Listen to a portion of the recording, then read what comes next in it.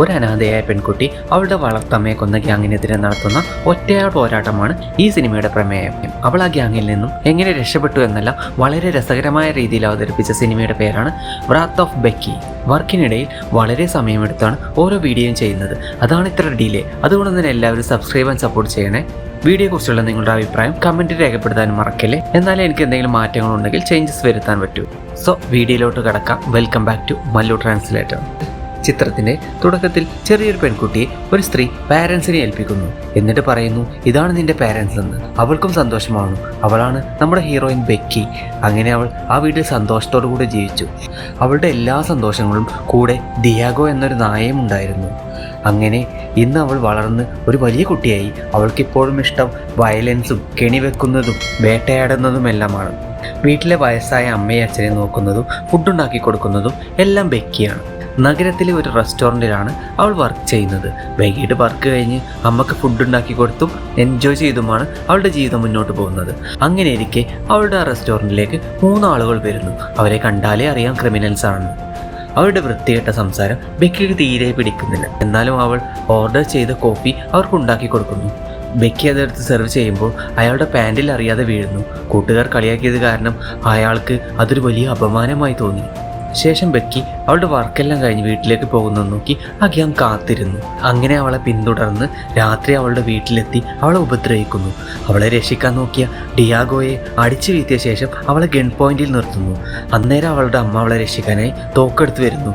But അവളുടെ അമ്മയെ അവർ വെടിവെച്ച് കൊല്ലുന്നു. ശേഷം ബെക്കിയെ തലക്കടിച്ച് വീഴ്ത്തിയതിനു ശേഷം അവൾ മരണപ്പെട്ടു എന്ന് വിചാരിച്ച് അവരവിടുന്ന് പോകുന്നു. ബോധം വന്ന് കിടക്കുമ്പോൾ അവൾ അവളുടെ അമ്മയുടെ ഡെഡ് ബോഡി ആയിരിക്കും കാണുന്നത്. അവൾ ആ ഡെഡ് ബോഡി പിടിച്ച് കരയുന്നു. ഡിയാഗോയെ നോക്കുമ്പോൾ കാണാനില്ല. അവൾക്ക് സങ്കടവും ഭ്രാന്തും പിടിക്കുന്നു. പക്ഷെ അമ്മയുടെ ഡെഡ് ബോഡി എടുത്ത് പറമ്പിൽ കുഴിച്ചിട്ട ശേഷം അവൾ ശബ്ദമെടുക്കുന്നു. എൻ്റെ ഡോഗിനെ ഞാൻ കണ്ടുപിടിക്കും. എൻ്റെ അമ്മയെ കൊന്ന എല്ലാവരെയും തേടി പിടിച്ച് ഞാൻ കൊല്ലുമെന്ന് അവൾ ശബ്ദമെടുക്കുന്നു. അങ്ങനെ അവൾ അതിനായി ഒരുങ്ങിക്കഴിഞ്ഞു. കൂട്ടത്തിലൊരാളുടെ പേര് ഡയറിലാണെന്ന് അവൾ മനസ്സിലാക്കുന്നു. അങ്ങനെ അവൾ അന്വേഷണത്തിൽ ഈ ടൗണിൽ 2 ഡയറിൽ ഉണ്ടെന്ന് അവൾ കണ്ടെത്തി. അതിൽ ഫസ്റ്റ് വീട്ടിലെത്തുമ്പോൾ അവിടെ ഒരു വയസ്സായ സ്ത്രീയാവും. രണ്ടാമത്തെ വീട്ടിലെത്തുമ്പോൾ അവിടെ നമ്മുടെ ഗ്യാങ് ഒരു മീറ്റിങ്ങിലാവും. അവരുടെ സീനിയറുമായി എന്തോ കാര്യത്തിലാണ് അവർ സംസാരിക്കുന്നത്.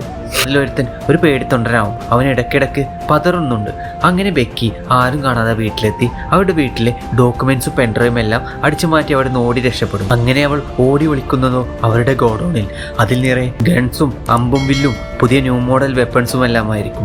അത് കണ്ട് അവൾക്ക് വലിയ സന്തോഷമാകും. ശേഷം അവൾ അവരുടെ വീട്ടിൽ സെൽഫോൺ കൊണ്ടുപോയി വെച്ച് അതിലേക്ക് റിംഗ് ചെയ്യുന്നു. എന്നിട്ട് അവരെ ഭീഷണിപ്പെടുത്തുന്നു. ബെക്കിയുടെ വോയിസ് കേട്ട് മനസ്സിലായ അവർ ചിരിക്കുന്നു. അവരുടെ ഗ്യാങ് ലീഡർ ചൂടായി പറയുന്നു, അവളുടെ പട്ടിയെ എത്രയും പെട്ടെന്ന് തിരിച്ചു കൊടുക്കുക. ഇത് കേട്ടതും 3 പേരിൽ ഒരാൾ വീട്ടിൽ നിന്നിറങ്ങി ബെക്കിയോട് ചോദിക്കുന്നു, നിനക്ക് നിന്റെ പട്ടിയെ വേണമെന്ന് ചോദിക്കുന്നു. അവൾ മുന്നോട്ട് നടക്കുന്നു.